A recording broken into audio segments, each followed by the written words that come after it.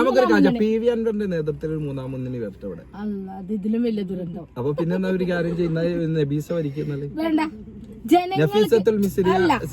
ഒരു കാര്യമുണ്ട്, ജനങ്ങൾക്ക് അല്ല ജനങ്ങളോ ശരിയാവും, എന്താ ശരിയാവും, മൊത്തം ശരിയാവും, എല്ലാം ശരിയാവും. അല്ല ഇതിപ്പോ വില കയറ്റം. ഹായ് ഓൾ, അസ്സലാമു അലൈക്കും. മറ്റൊരു വീഡിയോയിലേക്ക് എല്ലാവർക്കും സ്വാഗതം. അപ്പൊ എല്ലാവർക്കും അറിയാം, ചൂരൽമല മുണ്ടക്കൈ ദുരന്തം കഴിഞ്ഞിട്ട് 1 വർഷമായി. അപ്പൊ അവർക്ക് ഉറ്റവരുടെയവരൊക്കെ നഷ്ടപ്പെട്ടവർക്ക് ഒരു വീട്, സർക്കാർ വീട് നിർമ്മിച്ചു കൊടുക്കുക എന്ന് പറഞ്ഞിട്ട് അതിന്റെ മാതൃകാ വീടിന്റെ ഉദ്ഘാടനമായിരുന്നു ഇന്നലെ സോഷ്യൽ മീഡിയയിലൂടെ. അവർ പറയുന്നത് 30 ലക്ഷം രൂപന്റെ വീടാണ് അവർ നിർമ്മിച്ച് നൽകിയത്. പക്ഷെ സാധാരണക്കാരി എന്ന ഒരു നിലയിൽ 30 ലക്ഷം രൂപന്റെ വീട് എന്നുള്ളത് എനിക്ക് തോന്നുന്നില്ല അതൊരു 30 ലക്ഷം രൂപന്റെ വീടാണെന്ന്. ആണോ നിങ്ങൾക്ക് തോന്നുന്നുണ്ടോ 30 ലക്ഷം രൂപന്റെ വീടാണെന്ന്? ഇല്ലല്ലോ. 30 ലക്ഷം രൂപന്റെ വീട് എന്ന് പറഞ്ഞാല് ഈ ദുരന്ത മുഖത്തും എന്താ പറയാ, അഴിമതി, കൈയിട്ട് വാരല്, ഇതൊക്കെ ആയിട്ട് ജീവിച്ചിട്ട് എത്ര കാലം? വിമർശിക്കുന്നു. പിന്നെ തീർച്ചയായിട്ടും സർക്കാരിനെ വിമർശിക്കാൻ എനിക്ക് പറയാനുള്ളത് പറയട്ടെ. ആദ്യമായി പറയും, ഇപ്പൊ ബ്ലൈൻഡ് ആയിട്ട് എന്തിനെ വിമർശിച്ച് കളയാന്നുള്ളതിനോട് ഞാൻ വിയോജിക്കുന്നു. കാരണം സോഷ്യൽ മീഡിയ കാണുന്നതൊക്കെ അങ്ങോട്ട് അപ്പാട്ടുണ്ട് വീഴുന്നത് ശരിയല്ല. നമ്മൾ പക്ഷേ സോഷ്യൽ മീഡിയ പറയുന്നത് പകുതിയിലേറെ ശരിയാണല്ലോ. ഇതൊക്കെ വിമർശകർ പ്രതിപക്ഷമൊക്കെ പടച്ചുവിടുന്ന വെറും കുപ്രചരണങ്ങളാണെങ്കിലും അല്ല അത് ഒന്നാമത് അറിയാൻ കഴിഞ്ഞത് 30 ലക്ഷം അല്ല. അപ്പൊ ഓൾറെഡി മന്ത്രി കെ രാജൻ ഒരു പോസ്റ്റ് ഇട്ടിട്ടുണ്ട്. ഓൾമോസ്റ്റ് 26-27 ലക്ഷത്തിനടുത്താണ് അതിന്റെ ഒരു എസ്റ്റിമേറ്റ് പറയുന്നത് ഒരു വീടിന്റെ. പക്ഷെ വീട് എന്ന് പറയുമ്പോൾ ചുമ്മാ ഒരു വീട് അവിടെ കെട്ടിപ്പടുക്കുന്നതല്ല. ഇപ്പത്തെ അവിടെ ഒരു ടൗൺഷിപ്പ് വരുന്നുണ്ട്. അതിന് വേണ്ട ജലസംഭരണിയും മറ്റും ഇതും അങ്കണവാടിയും റോഡ് സംവിധാനം ഇതൊക്കെ ഒരുങ്ങി വീടിന് ചുറ്റുമതിലൊക്കെ വരുന്നുണ്ട്. ഈ വീടിന് ചുറ്റുമതിലും ഗേറ്റും ഇന്റർലോക്കിങ്ങും ഒക്കെ അടക്കുകയാണെങ്കിൽ 26-27 ലക്ഷം റുപ്യാണ്. ഇന്നത്തെ ഈ കാലഘട്ടത്തിൽ ഒന്നും ചിന്തിച്ചോളൂ, ഒരു വീടിന്റെ അതിന് വേണ്ട അസംസ്കൃത വസ്തുക്കൾ, അതിന്റെ കമ്പി, മണല്, എംസാൻഡ്, സിമന്റ്, ഇതിനൊക്കെ അത്യാവശ്യം വിലയില്ലേ? നമ്മള് വീടെടുത്തിരുന്നത്. ഓക്കെ, പക്ഷെ ഇന്നലെ കാണിച്ച ആ വീടിന് 30 ലക്ഷം ആയി. അപ്പൊ ഞാൻ ചോദിക്കുന്നു, ഒരു സ്റ്റെയർ എന്ന് പറഞ്ഞത് ഒരു വീട്ടമ്മ എന്ന നിലയിൽ ഒരു സ്റ്റെയർ എന്ന് പറയുന്നത് വീട്ടിന്റെ ഉള്ളിൽ കൂടെയാണ് സ്റ്റെയർ വേണ്ടത് അല്ലെ? അത് വയനാട് എന്നുള്ളൊരു സ്ഥലത്ത് എന്ന് പറഞ്ഞു കഴിഞ്ഞാൽ അവിടെ എപ്പോഴും തണുപ്പും മഴയും ഒക്കെ ഉണ്ടാവുന്ന ഒരു കാലാവസ്ഥയാണ്. അപ്പൊ എന്ന് പറഞ്ഞു കഴിഞ്ഞാൽ അതിന്റെ ഉള്ളിൽ കൂടെ കയറിയിട്ടാണ് നമ്മൾക്ക് ഒരു തുണി വിരിച്ചിടണമെങ്കിൽ നമുക്ക് വീട്ടിന്റെ ഉള്ളിൽ കൂടെ കയറിയിട്ട് വേണം ആ സ്റ്റെയറിൽ തുണി വിരിച്ചിടാൻ. അപ്പൊ എന്താ പറയാ, കാരണം വെച്ചാൽ എല്ലാ ആൾക്കാരും ആ ദുരന്ത മുഖത്ത് ഒറ്റക്കെട്ടായിട്ട് നിന്നിട്ടുണ്ടായിരുന്നു അല്ലേ? എല്ലാ ആൾക്കാരും. കാരണം എന്താ വെച്ചാൽ ബിസിനസ് മനുഷ്യന്മാര് അവിടെ ജാതിയില്ല, മതമില്ല, ഒന്നുമില്ല. ചൂരൽമല മുണ്ടക്കൈ വിഷയത്തിൽ മാത്രമല്ല, പ്രളയം വന്നപ്പോഴൊക്കെ മലയാളികൾ ഒറ്റക്കെട്ടായിട്ട് നിന്നിട്ടുണ്ടായിരുന്നു. പക്ഷെ ഒരു കാര്യമുണ്ട്, എല്ലാരും ഒന്നിക്കുന്നുണ്ട്. സംഭവം ഞാൻ ഒരു കാര്യം പറട്ടെ, ഈ രാഷ്ട്രീയക്കാര് എന്ന് പറഞ്ഞു കഴിഞ്ഞാല് കൊറോണ, പ്രളയം, പിന്നെ ഇപ്പൊ വന്ന ചൂരൽമല, അതായത് ദുരന്തങ്ങളൊക്കെ തീർച്ചയായിട്ടും രാഷ്ട്രീയക്കാര് എല്ലാരും അടച്ചാക്ഷേപിക്കുന്നില്ല. കാരണം വെച്ചാൽ അതിന്റെ തെളിവ് എന്ന് പറഞ്ഞാൽ പല സ്ഥലത്തുനിന്നും എത്ര പോലെ ആൾക്കാർ പിരിവുകൾ കൊടുത്തിട്ട്. ഞാൻ ഇപ്പൊ പറയാം, ഇപ്പൊ അവര് ഇതായിട്ട് എടുത്തിട്ടുണ്ടായിരുന്ന വീടും ഒരു വ്യക്തി പണിതെടുത്ത വീട് നിങ്ങൾ കണ്ടിട്ടുണ്ടായിരുന്നില്ല? വ്യക്തിപരമായിട്ട് ചെറിയ സംഘടനകൾ പണിതെടുത്ത വീട് അല്ല, സർക്കാർ സംവിധാനത്തിനകത്തെ അതൊരു ഒരു വലിയ ബൾക്കായിട്ട് ഇപ്പൊ ഏതെങ്കിലും 1-2 സംഘടനകളോ വ്യക്തികളോ ഒരു വീട്, ഒരു 5-10 വീട് വെച്ചു കൊടുക്കുന്ന പോലെയല്ലോ. ഇത് 410 വീട് ഒറ്റയടിക്ക് നിർമ്മിച്ചു കൊടുക്കണം സർക്കാർ. അത് മാത്രമല്ല, അതിനകത്ത് വേറൊരു കാര്യം കൂടി, ഇപ്പൊ പ്രത്യക്ഷത്തിൽ നമുക്ക് തോന്നുമ്പോൾ ഇതിനൊക്കെ വിമർശിച്ച് കളയാൻ നമുക്ക് തോന്നും. 30 ലക്ഷം രൂപ ഒരു വീടിനായോ എന്നുള്ള ചോദ്യത്തിന് ഇതെങ്ങനെ, എത്തരത്തിലാണ് അവിടുത്തെ സ്ഥലത്തിനുള്ളത് അടക്കാനുള്ളതിനെ കുറിച്ച് ഒരു വ്യക്തത കൈവന്നിട്ടില്ല.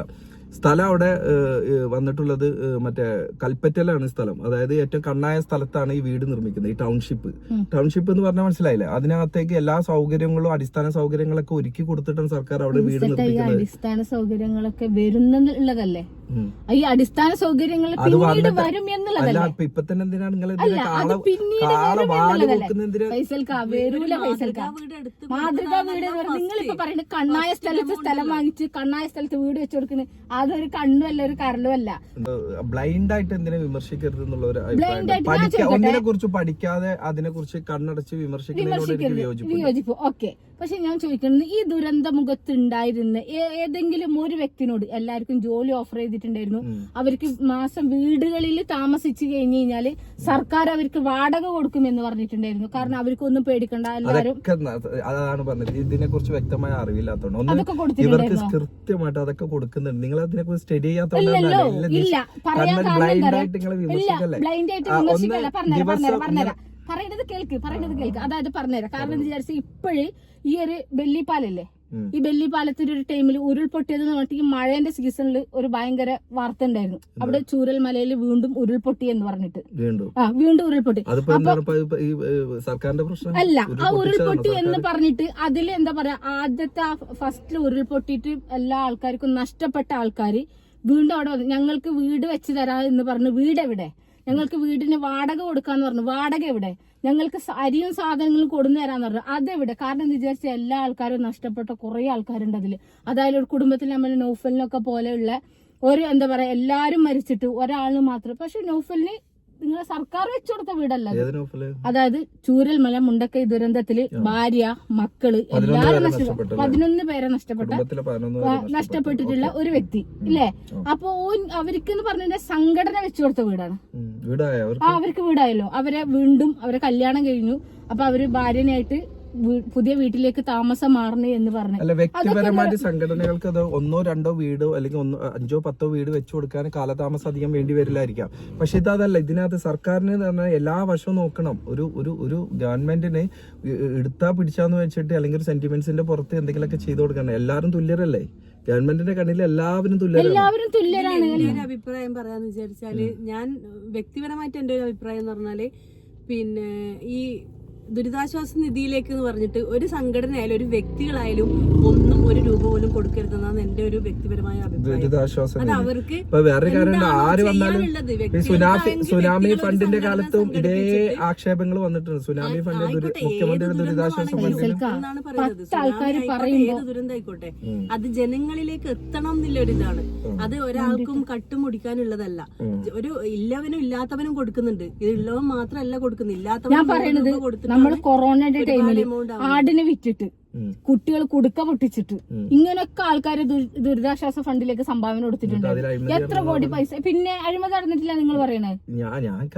അതിലൊക്കെ വിമർശിക്കാൻ വേണ്ടി പറയണതല്ല. അതൊരു പ്രതിപക്ഷത്തല്ല. അഴിമതി ചെയ്യേണ്ടടുത്ത് നന്നായിട്ട് അവർ അഴിമതി. കാരണം വെച്ചാൽ എല്ലാത്തിനും കൈയിട്ട് വാരിയുണ്ട്. അതായത് എല്ലാ ഫണ്ടിൽ നിന്നും കൈയിട്ട് വാരുന്ന നല്ലോ നടന്നിട്ടുണ്ട്. അതായത് ഈ പ്രളയത്തിന്റെ ടൈമില്, ഇപ്പൊ ഈ ചൂരൽമല ഉരുൾപൊട്ടലിന്റെ ടൈമില്, കൊറോണന്റെ ടൈമില്, അതിന്റെ ഒക്കെ എന്താ പറയാ, എത്ര പോലും ആൾക്കാർ കൊടുത്ത ആ പൈസ ഒക്കെ ഇവിടെ. അതൊക്കെ നിങ്ങളെ നിത്യാധാരണ. നിങ്ങള് വിവരാവകാശ പ്രകാരം നിങ്ങൾ അന്വേഷിച്ചോളൂ. മുഖ്യമന്ത്രിയുടെ ഫണ്ട്, ദുരിതാശ്വാസ ഫണ്ടിലേക്ക് എത്ര രൂപ വന്ന്, എത്ര രൂപ ഏതൊക്കെ രീതിയിൽ വകയിരുത്തി ചെലവഴിച്ചതൊക്കെ നിങ്ങൾ കൃത്യമായിട്ട് എല്ലാവർക്കും അത് അന്വേഷിക്കാനുള്ള എല്ലാ റൈറ്റ്സ് ഇവിടെ ഉണ്ട്. നിങ്ങൾ അതുവഴി നോക്കി. ഇത് നമ്മളെ പോലുള്ള സാധാരണക്കാരത്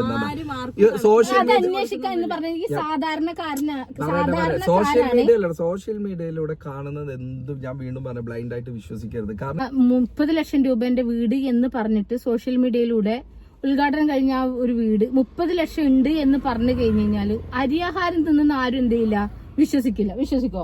അല്ല, പരിശോധിച്ച് വിമർശിച്ചു നിങ്ങൾ. മനസ്സിലായി? ഞാൻ പറഞ്ഞ ടൗൺഷിപ്പ് വരട്ടെ. ടൗൺഷിപ്പ് വന്ന് അവിടെ ചുറ്റുമതിലുകളൊക്കെ വന്ന് അതിന്റെ കൃത്യമായിട്ട് വന്നിട്ട് അതിന് എത്ര പോലും ഫണ്ട് ഇവര് സർക്കാർ വകയിരുത്തിയിരിക്കണം. അപ്പൊ ശരി, ഒരു വീടിന് എത്ര രൂപ വരുന്നുണ്ട്. ഇതിന് ശേഷം ഒരു വിലയിരുത്തൽ നടന്നിട്ട് 1 ലക്ഷം രൂപ അതിൽ നിന്ന് മോഷ്ടിച്ചിട്ടുണ്ടെങ്കിൽ ഇതിന്റെ പേരിൽ ഞാൻ വീണ്ടും പറയുന്നത്, ഇത്രയൊക്കെ ഞാൻ പറയുന്നത് 1 ലക്ഷം രൂപ രീതിയിൽ ഈ ഭരണകൂടത്തിന്റെ ഭാഗത്തുനിന്ന് മുതലെടുക്കാൻ ശ്രമിച്ചിട്ടുണ്ടെങ്കിൽ, വെറും 1 ലക്ഷം രൂപ അതിൽ നിന്ന് കക്കാൻ ശ്രമിച്ചിട്ടുണ്ടെങ്കിൽ തീർച്ചയായിട്ടും നിങ്ങൾക്ക് ഈ തൽസ്ഥാനത്ത് തുടരാൻ ഒരു അർഹതയില്ല എന്ന് ഞാൻ പറയും. ഒരു സംശയമല്ല. അപ്പൊ ഞാൻ അത്രയും ലഘൂകരിച്ച് ഞാൻ പറയുന്നത്, അത്രയും 1 ലക്ഷം പോലെ അത്രയും 721 കോടിയുടെ ഈ ദുരിതാശ്വാസ ഫണ്ടിലേക്ക് ഈ മുണ്ടക്കൈ ചുരൽ ദുരന്തത്തോടനുബന്ധിച്ച് ഇതിനു വേണ്ടി ഫണ്ട് ഓൾറെഡി കളക്ട് ചെയ്തിരിക്കുന്നു. അതിൽ നിന്ന് 1 ലക്ഷം പോയിട്ട് ഞാൻ പറഞ്ഞു 1 രൂപ പോലും അത്തരത്തിൽ വകമാറ്റി ചെലവഴിക്കാൻ പാടില്ല. ഇതിന് വേണ്ടിയിട്ടുള്ളതാണ്. കൃത്യമായിട്ട് അവിടുത്തെ അർഹപ്പെട്ട ദുരന്തം ബാധിച്ച എല്ലാ അർത്ഥത്തിലും ദുരന്തം ബാധിച്ച ഉറ്റവരെ നഷ്ടപ്പെട്ട വീട് നഷ്ടപ്പെട്ടവർക്കുള്ളതാണ്. അത് വീതിച്ച് നൽകേണ്ട ഈ സർക്കാരിന്റെ ഈ സിസ്റ്റത്തിന്റെ ഉത്തരവാദിത്തമാണ്. അത് കൃത്യമായിട്ട് നിർവഹിക്കും തന്നെ ഞാൻ ആഗ്രഹിക്കുന്നതും വിശ്വസിക്കുന്നതും. ഭരണപക്ഷവുമായിട്ട് ഇവിടെ മുന്നോട്ട് പോകാൻ കഴിയട്ടെ അല്ലെ. മറ്റൊരു വീഡിയോ ആയിട്ട് എന്റെ കെട്ടിയോള് നിങ്ങളെ മുന്നിൽ എത്തുന്നത് വരെ.